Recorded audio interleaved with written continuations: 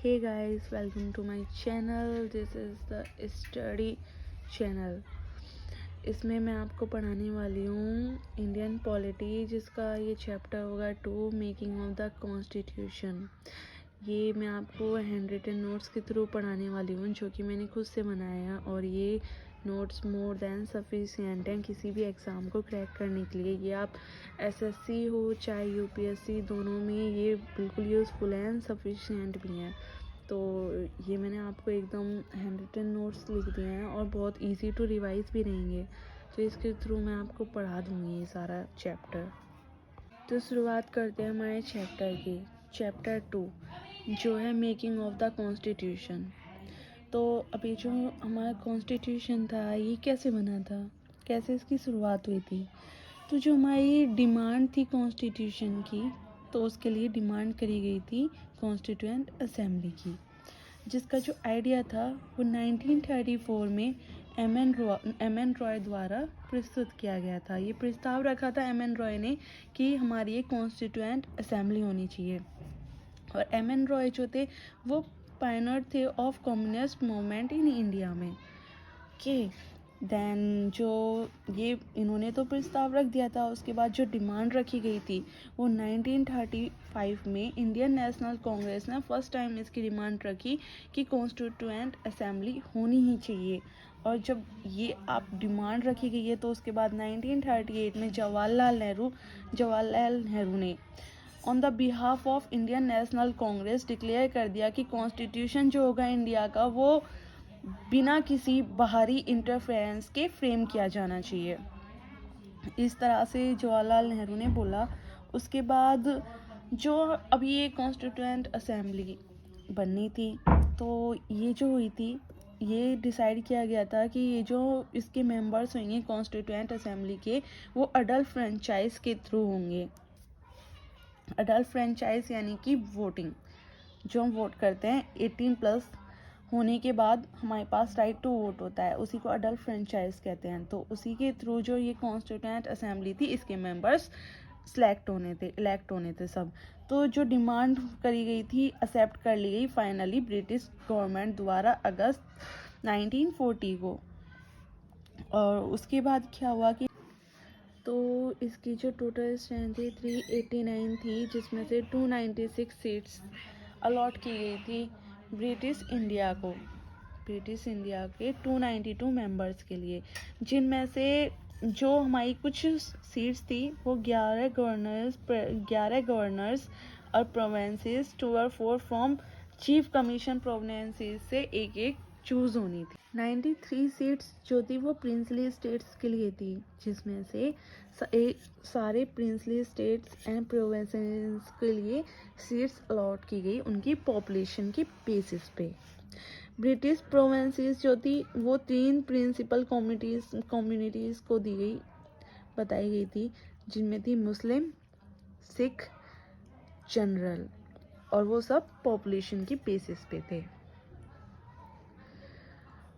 जो मेंबर्स थे वो अपनी कम्युनिटी, अब सारे इलेक्शंस वगैरह उनकी प्रोविंशियल लेजिस्लेशन के द्वारा हो गए थे। और जो वोटिंग मेथड था प्रोपोर्शनल रिप्रेजेंटेशन का, वो सिंगल ट्रांसफरेबल वोट के द्वारा था। यानी कि कुछ मेंबर्स चुन लिए गए थे, जो इलेक्ट होके आए थे, जो पीपल्स ने चुने थे, जो हमने वोटिंग के थ्रू चुने थे। उसके बाद वो मेंबर्स क्या थे, पार्लियामेंट वगैरह में बैठे एंड उन्होंने क्या है, आगे हमारे जो कॉन्स्टिट्यूएंट असेंबली के मेंबर्स थे उनको उन्होंने जाके इलेक्ट किया।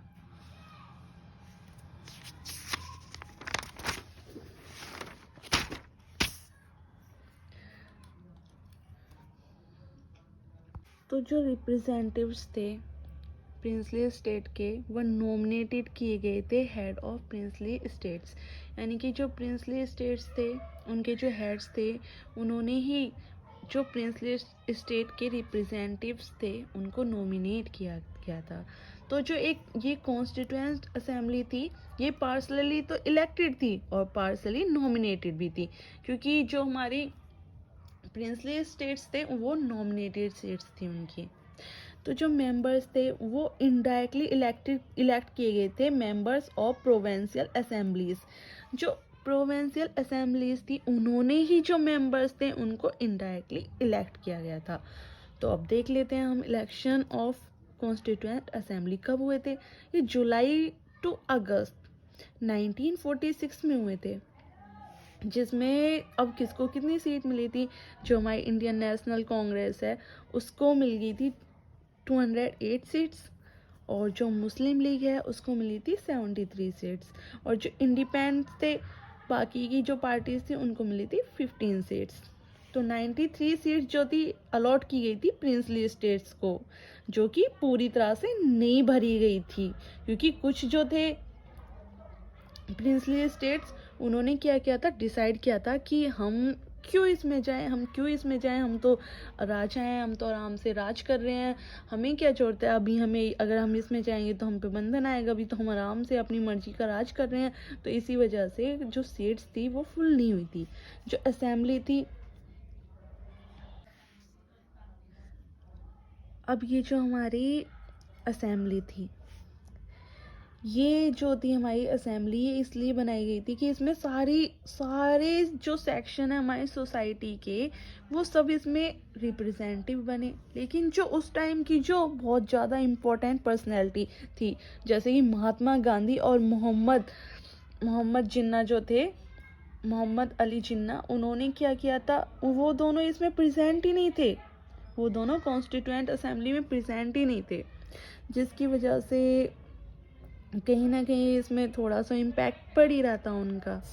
तो जो हिंदू थे, मुस्लिम थे, सिख्स थे, पारसीज थे, एंग्लो इंडियंस थे, इंडियन क्रिश्चियंस थे, SC STs including women of all section, सभी जो कॉन्स्टिट्यूएंट असेंबली थी इसमें रिप्रेजेंटेटिव्स थे। जो अब देख लेते हैं हम, जो कॉन्स्टिट्यूएंट असेंबली की फर्स्ट मीटिंग थी वो 9 दिसंबर 1946 में थी, जो कि अटेंड की गई थी ओनली 211 मेंबर्स के द्वारा। मुस्लिम लीग ने क्या किया था, इस वाली मीटिंग को, फर्स्ट कॉन्स्टिट्यूशन असेंबली की जो मीटिंग थी इसको बाइकआउट कर दिया था मुस्लिम लीग ने।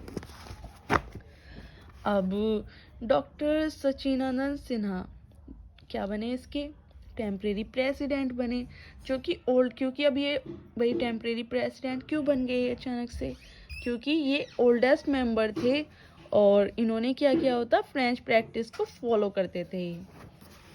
तो ऑन दिसंबर 11 ऑफ दिसंबर 1946 को डॉक्टर राजेंद्र प्रसाद को क्या गया प्रेसिडेंट बना दिया गया, और जो SC मुखर्जी थे उनको वाइस प्रेसिडेंट बना दिया गया असेंबली का। इसी के साथ जो थे हमारे SR BN राव, वो अपॉइंट किए गए थे कॉन्स्टिट्यूशनल एडवाइजर ऑफ असेंबली। जो हमारी ये जो असेंबली थी इसके एडवाइजर बना दिया गया था सर BN राव को। तो आप सभी देख ही रहे हैं, ये जो है हमारे, मैंने बिल्कुल शॉर्ट नोट बनाए हुए हैं, बिल्कुल टू द पॉइंट हैं। उसमें एग्जाम्स में भी आ जाता है कि जो हमारे टेम्परेरी प्रेसिडेंट कौन थे और प्रेसिडेंट कौन थे। एंड ये वाला तो बहुत ही ज़्यादा रेयर हो जाता है, SC मुखर्जी की जो थे हमारे, ये तो वाइस प्रेसिडेंट है, ये BN राव वाला, ये क्या है कि वो कॉन्स्टिट्यूशनल एडवाइज़र बने थे उस टाइम असेंबली के, ये भी पॉइंट आ जाता है। तो ये सारी चीज़ें आप एकदम ध्यान से पढ़ें एंड समझें। और मेरे नोट्स बिल्कुल आपके लिए ईजी हैं, रिवीजन नोट्स की तरह भी आप इन्हें यूज़ कर सकते हो, एकदम पॉइंट टू पॉइंट है। ऐसे ही जो अब पढ़ लेते हैं हम आगे, चलो आगे चलते हैं। ऑब्जेक्टिव रिजोल्यूशन, तो 13 दिसंबर 1946 को नेहरू ने क्या किया था, एक हिस्टोरिक मूव लिया था। उन्होंने एक ऑब्जेक्टिव रेजोल्यूशन पास डाल दिया था असेंबली में, जिसमें fundamental and philosophy of constitutional structure को उन्होंने इसमें रख दिया था। मतलब ये जो ऑब्जेक्टिव रेजोल्यूशन था ये क्या था, fundamental and philosophy of constitutional structure था। अब इसमें क्या था, बताया गया कि इंडिपेंडेंट, सॉवरेन, रिपब्लिक, ये इस तरह का हमारा कॉन्स्टिट्यूशन होना चाहिए। Future governance on base of constitution, यानी कि आगे का जो गवर्नेंस होएगी फ्यूचर की वो हमारी कॉन्स्टिट्यूशन के बेस पे होनी चाहिए। अब टेरिटरीज कौन सी आ गई, Indian states, other part of India, इसमें, क्योंकि कुछ प्रिंसली स्टेट्स थे जो कि एग्री ही नहीं कर रहे थे कि हम इसमें आ जाएं। उन्होंने तो पार्ट भी नहीं लिया था इसमें कॉन्स्टिट्यूशन असेंबली में। बट अब टेरिटरीज ऑफ इंडिया में जब इंडिया को पूरा हम इसका कॉन्स्टिट्यूशन बनाए तो हमें तो पूरा इंडिया चाहिए भाई, पूरी उसकी टेरिटरी आनी चाहिए। तो इंडियन स्टेट्स ने other part of India as are outside India as the state as well as other territories are willing to be part of India, यानी कि उन्होंने भी ये चीज़ तय की थी कि जो हमारा इंडिया है और उसके आउटर पार्ट्स हैं, जैसे कि आपको पता ही है हमारे जो आइलैंड्स वगैरह, अंडमान निकोबार आइलैंड्स वगैरह, ये सारे पार्ट्स भी उसके अंदर ही आने चाहिए, उसके पार्ट होने चाहिए। उन्होंने बोला था कि जो इंडिया की टेरिटरीज हैं वो तो है ही, और बाहरी का भी कोई अगर पार्ट या कंट्री हमारे इंडिया में ऐड होना चाहे तो वो हो सकती है। और ये जो हमारी टेरिटरीज थी हमारे इंडिया की, सारे पार्ट्स मिलके क्या बनाएंगे, इंडिया जो होगा वो यूनियन होगा ऑफ स्टेट्स, यानी कि अलग अलग स्टेट्स थे उन सब का एक यूनियन है हमारा इंडिया। जो सारी powers, authority end of sovereignty जो इंडिया की होगी, इंडिपेंडेंट इंडिया की, वो सब किससे, पीपल से, ड्राइव बाय पीपल। जो हमारी सारी चीज़ें ली गई हैं, ऑलमोस्ट सारी पावर, अथॉरिटी, सब जो सबसे ज़्यादा रूट है, इसकी बेस है, वो सिर्फ पीपल्स है, हमारी इंडिया पीपल। एंड ये जो है हमारा तो गारंटी करता है, सिक्योर करता है, जो हमारा कॉन्स्टिट्यूशन आप सभी जानते हो, गारंटी करता है, सिक्योर करता है सारे पीपल्स को justice, social, economic and political justice, जो कि सारे पीपल्स को मिलेगा, सारे इंडियंस का राइट है।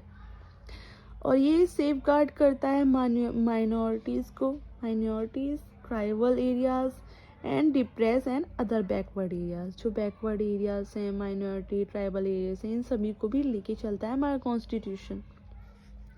ये मेंटेन करता है इंटीग्रिटी टेरिटरी ऑफ रिपब्लिक, हमारी इंडिया की टेरिटरीज को इंटीग्रेट करता है, मेंटेन करता है।